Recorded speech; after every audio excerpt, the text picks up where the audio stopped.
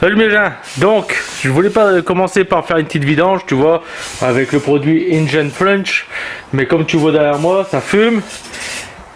Et une locomotive, bah, c'est très simple. Pendant que j'étais en train d'essayer de calculer le pourcentage pour pouvoir mettre dans l'huile, et ben le moteur, je l'ai laissé tourner trop longtemps, et en plus de ça, le ventilateur électrique ne fonctionne pas, ou du moins le thermocontact ne fonctionne pas, parce que là actuellement, la voiture, je vois une culasse. Voilà, c'est mort. Voilà. Donc j'ai déjà pété la bagnole. Surchauffe. Liquide de refroidissement là qui sort, mais il n'y a pas que ça. Il n'y a pas que ça.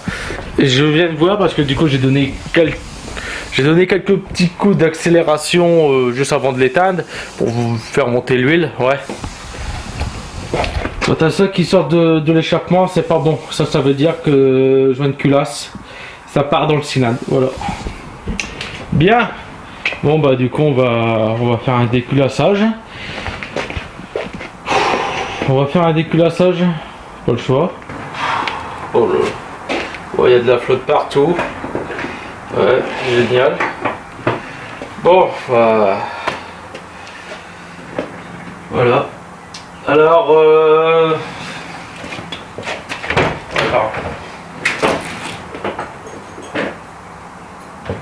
je vais la remettre en route pour voir.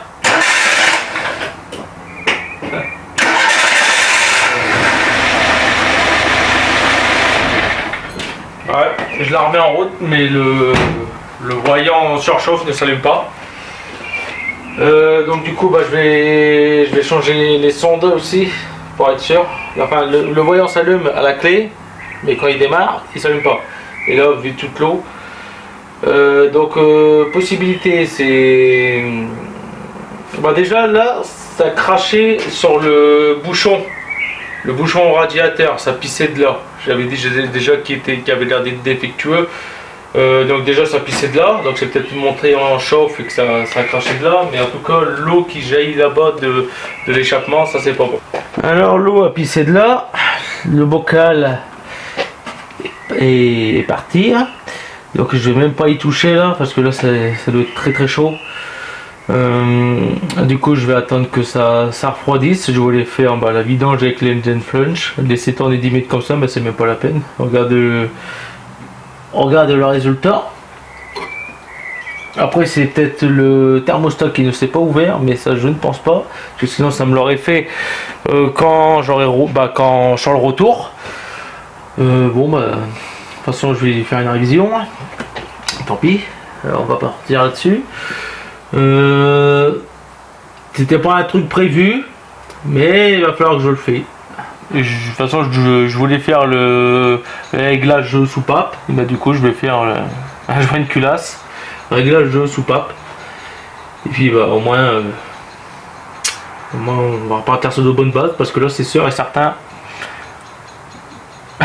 vu le liquide qui est sorti là-bas, je sais pas de la condensation parce que j'ai été roulé avec le véhicule ce matin. Donc c'est pas de la condensation ça. Voilà. Bah, j'attends que ça refroidisse du coup. Le niveau huile, comment il était? Le niveau huile, on était à moitié. La sonde est toute chaude.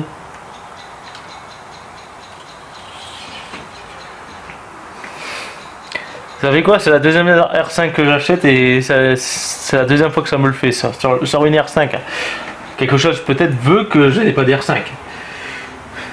Et bon là c'est parce que j'ai laissé tourner trop longtemps, trop ici. Bon, en même temps, maintenant je sais que le ventilateur ne fonctionne pas. Donc j'en ai en rab, je le changerai. Mais je vais d'abord contrôler si le radiateur, si le ventilateur fonctionne. Et si c'est pas le thermocontact. Bon, j'ai relié un câble en direct là, ici. Je vais voir si le ventilo fonctionne.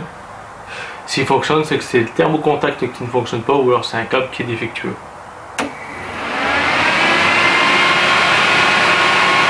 Ça fonctionne.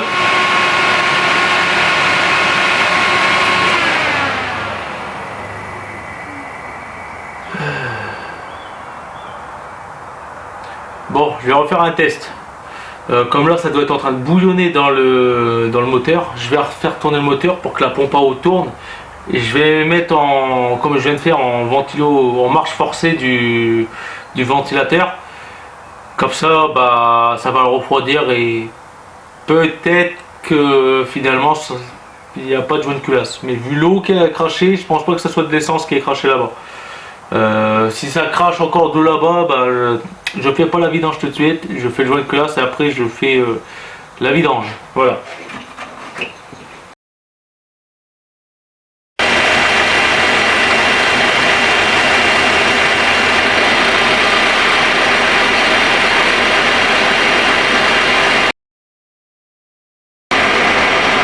Alors, du coup là je vais remettre de l'eau dans le bloc. Hein. Ça goûte là-bas mais bon, il n'y a pas grand chose. Pour moi je crois que le Calusta reste bloqué. Parce que là il n'y a pas d'eau. Il n'y a pas d'eau qui sort. Ça devrait sortir là. Donc, je vais l'éteindre. J'ai ici à côté de moi le thermostat. Je viens de le retirer. Il s'ouvre à 89 degrés. Je l'ai retiré, il était encore ouvert. Mais on va voir jusqu'où il s'ouvre. Il n'y avait pas d'eau dans la durite. Du coup, bah, on va voir.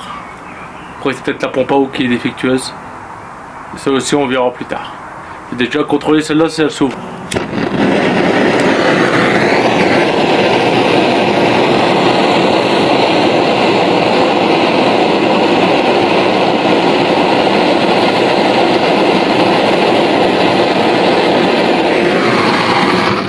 Bon, t'as pu voir que le Calusta il s'est ouvert, donc c'est pas lui le problème.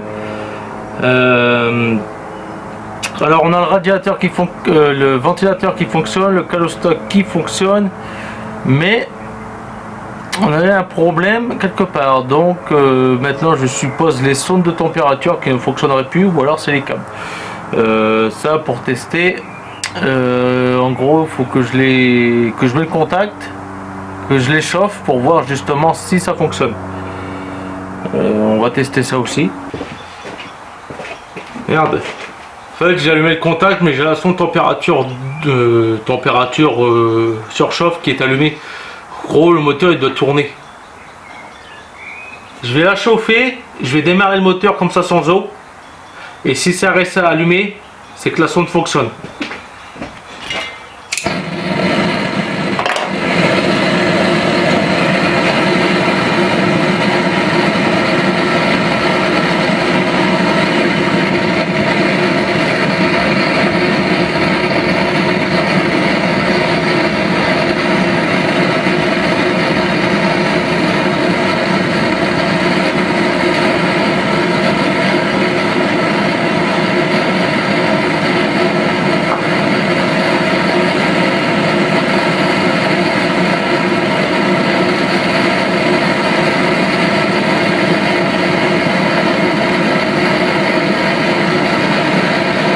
Je sais pas à combien de degrés que ça doit le dire. Hein. En tout cas, notre Calusta c'est à 89 degrés qui s'ouvre. Il s'est vite ouvert. Là. Bon là je vais arrêter, je suis en train de tout faire fondre. Donc bon on va voir. Hein.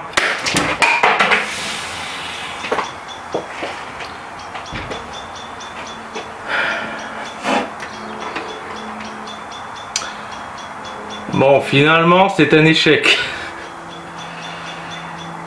Ça a trop cramé. Bon, bah, c'est pas grave. Oh putain.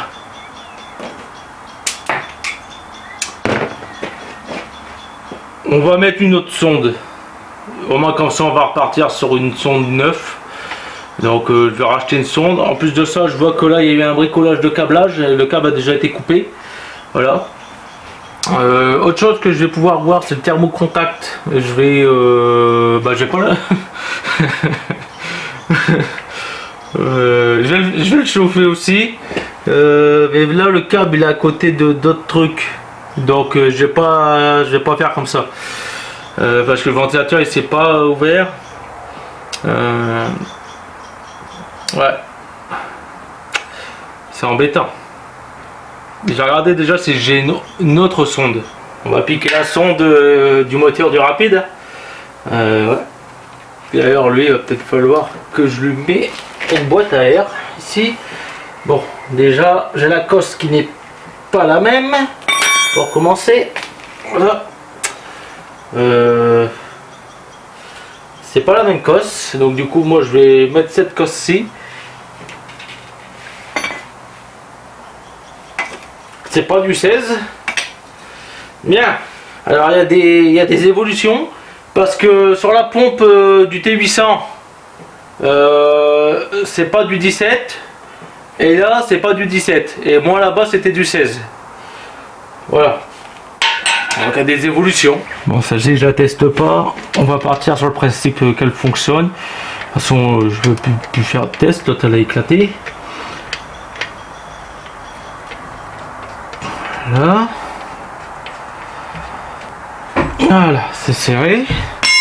Maintenant, ce câble, bah, lui on va le dégager. Puis on va mettre celle-ci à la place. Comme c'est pas la même fiche. Donc là il est un peu croqué, mais ça devrait aller. On va dénuder, puis on va raccorder tout ça.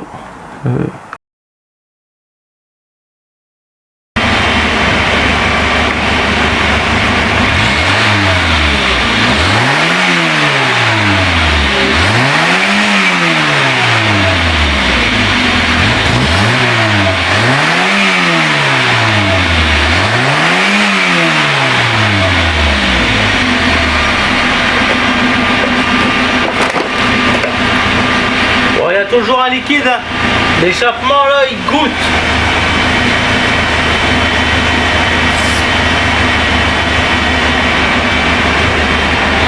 Je vais aller rouler avec juste là dans la rue. Si je vois que ça fume beaucoup, c'est qu'il y a bien un joint de culasse qui est en train de se faire.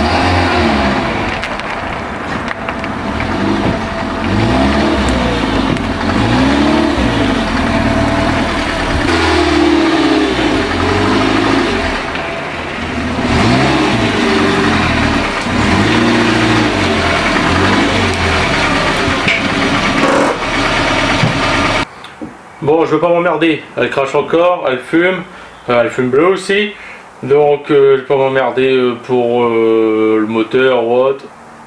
Je lui fais un joint de culasse, je le change et puis au moins comme ça pour le contrôle technique, pour la pollution ça devrait passer.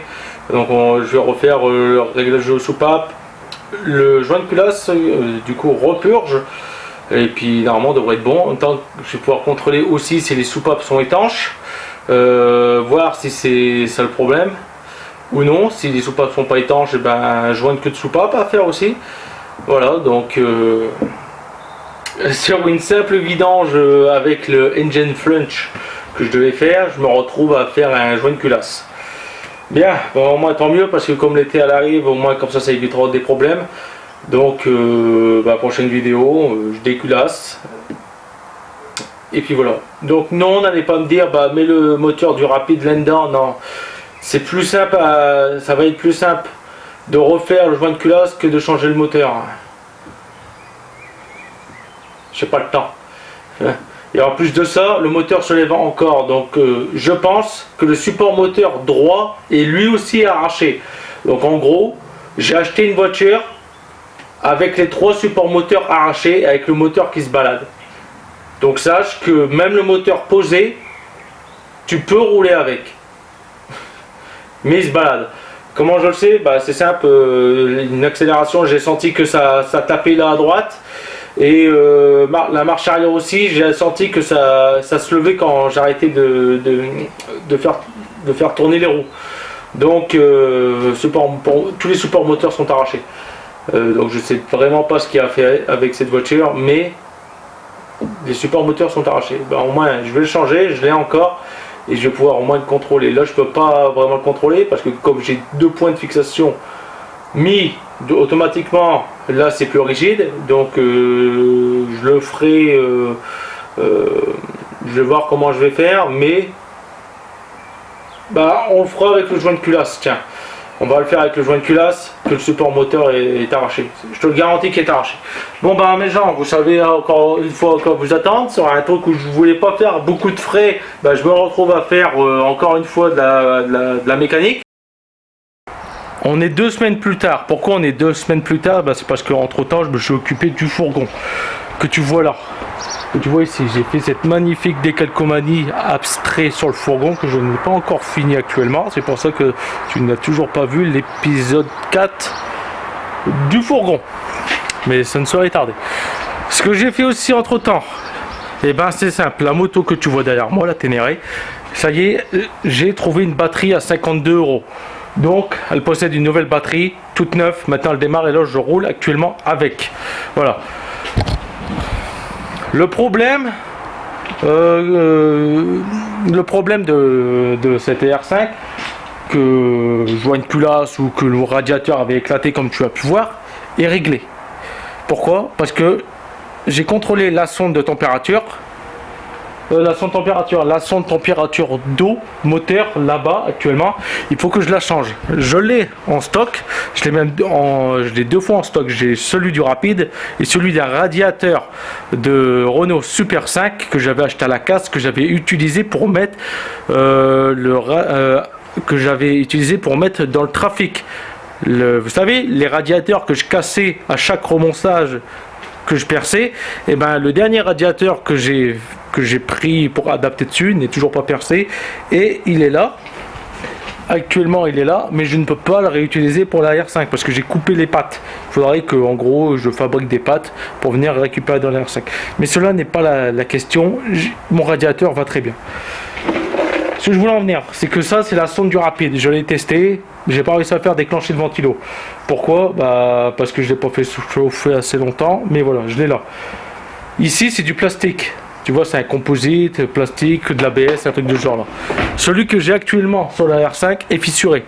Donc, je suspecte que de l'humidité va s'infiltrer là et du coup, bah, j'aurai un mauvais contact là-bas. Donc, à changer, mais pas maintenant, parce que là, le radiateur, enfin, l'eau elle est chaude. Autre problème aussi que j'ai réglé. Le véhicule n'a pas de joint de culasse, du moins je pense, j'aimerais bien parce que ça me ferait chier de devoir le refaire, même si j'ai actuellement dans le carton qui est là-bas, j'ai les pièces, mais c'est des pièces réservées normalement pour les 2 moteurs qu'il y a là. Donc problème réglé, si tu peux voir, le bouchon est changé, c'est le bouchon du radiateur de Rapide. Pourquoi? Parce que le bouchon qui était dessus c'était un bouchon en plastique. À la main, tu pouvais le bouger comme ça, à la main. Donc ça fait donc quand ça fait tu vois comme une locomotive, c'est que c'est pas étanche, le circuit n'est pas pressurisé, il monte pas en pression. Donc du coup toute l'eau s'évaporait par le bouchon. C'est pour ça que moi quand j'ai acheté le véhicule, le radiateur était à moitié. Donc je sais pas combien de temps il a roulé comme ça, mais j'espère pas assez pour faire un joint de culasse sur le joint de culasse qui a réparé lui. Du coup le bouchon est changé, lui c'est un bouchon plastique mais d'origine Renault. L'autre, il n'y avait aucune référence dessus, rien. Donc du coup, je l'ai changé. Là je ne peux pas le bouger à la main, je suis obligé de le retirer avec une clé pour pouvoir l'ouvrir. Il n'y a plus de speech. Et le problème de vapeur qui sortait par l'échappement, parce que là j'en ai encore, voilà, c'est humide. Là au sol c'est humide. Mais pourquoi c'est humide? Bon, vous m'excuserez si c'est flou, hein. De toute façon vous devez bien le connaître si vous regardez mes vidéos. C'est la plupart des vidéos est soit flou en arrière-plan sur les trucs que je monte, soit c'est flou sur moi. Ben, c'est parce que mon appareil il fait pas autofocus, il est manuel. Donc ce que je disais, la vapeur qui est là-bas m'a fait galérer à démarrer le véhicule. J'ai démarré sur 2 cylindres. Puis au départ il calait, j'avais du mal à le faire démarrer. Pourquoi? Parce qu'il y avait encore dedans de l'humidité dans les bougies, dans les cylindres, les pistons, tout ça. Si tu regardes bien l'admission d'air, elle est juste à côté du bouchon. Et comme l'eau moteur s'est évaporée et puis que ça fait ici un geyser, et bien l'admission a aspiré la vapeur. C'est pour ça que j'avais autant de vapeur qui sortait par l'échappement et qui sortait là. En fait, ce qui sortait là, la moitié sortait dans l'échappement. Donc c'est uniquement dû à de la vapeur due au radiateur. Voilà. Donc maintenant, ce radiateur fonctionne avec son ventilo. Le ventilo fonctionne et je changerai plus tard la sonde. Voilà.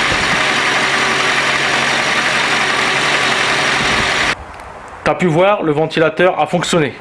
Ma petite misère est finie. Voilà, et maintenant je vais pouvoir attaquer à ce que je voulais faire au départ, c'est-à-dire la vidange. C'est pour ça que là j'en ai profité pour faire chauffer. J'ai déjà commencé à diluer mon engine flange McLaren, voilà. Je l'ai mis actuellement dedans. C'est le seul truc gradué que j'avais, et ça c'est un bazar gradué pour faire les mélanges essence, huile de temps pour un moteur de temps. Voilà, donc ça en gros c'est un mélangeur. Regarde, il y a encore les derniers trucs, 2%, 2,5% et 3%. Enfin bref, moi ce qui m'intéresse c'est les graduations actuellement. Pour ça c'est dit mettre 10% dans l'huile. Je sais que ceux-là, ces moteurs là ont une capacité d'huile de 3,5. Si c'est le même, s'il y a la même contenance que le trafic, c'est 3,5 litres. Voilà, donc je vais mettre 3,5 litres. Je vais mettre 10%, ce qui représente 350 millilitres. Si mes calculs sont bons. Donc, millilitres, donc 350 millilitres. Donc en gros, ça c'est un flacon de 500 millilitres. Donc il me reste actuellement encore 100 millilitres après, parce que lui c'est un 250 millilitres. Donc là je vais injecter ça dans le moteur au niveau de l'huile, mais dans la prochaine vidéo. Donc si tu veux voir ça, je t'invite à revenir dans la prochaine vidéo qui va sortir la semaine prochaine. Voilà, donc tu t'abonnes et puis tu me mets en commentaire, comme ça je sais qui est encore là. Je suis là la semaine prochaine. Voilà, allez, abonne-toi et on se revoit la semaine prochaine.